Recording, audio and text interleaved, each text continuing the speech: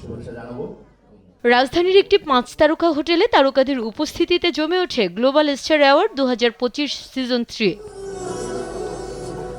এবারের আসরে আজীবন সম্মাননায় ভূষিত হন বরেণ্য অভিনেতা খায়রুল আলম সবুজ এবং লোকসঙ্গীতের কিংবদন্তি কাঙ্গালিনী সুফিয়া।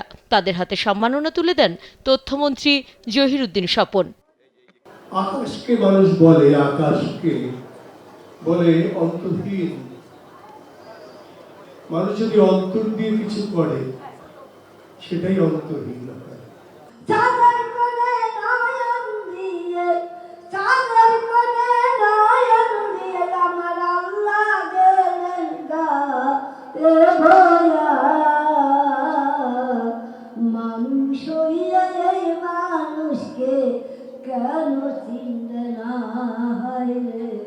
মনোমুগ্ধকর সাংস্কৃতিক পরিবেশনায় গান, নাচ ও ফ্যাশন শোতে অংশ নেন রবি চৌধুরী, মনির খান সহ জনপ্রিয় শিল্পীরা।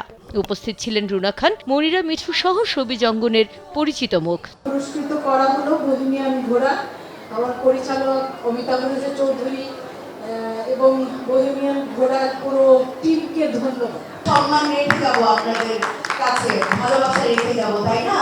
সবাই স্মরণ করতে পারবে মৃত্যুর পরে যে না, মনির এই অ্যাওয়ার্ডটি পেয়েছিল। চলচ্চিত্র, টেলিভিশন, নাটক, ওটিটি, সঙ্গীত, নৃত্য, সাংবাদিকতা, ব্যবসা বাণিজ্য, উদ্যোক্তা আবৃত্তি সহ মোট 30টি বিভাগে সেরাদের হাতে তুলে দেওয়া হয় সম্মাননা।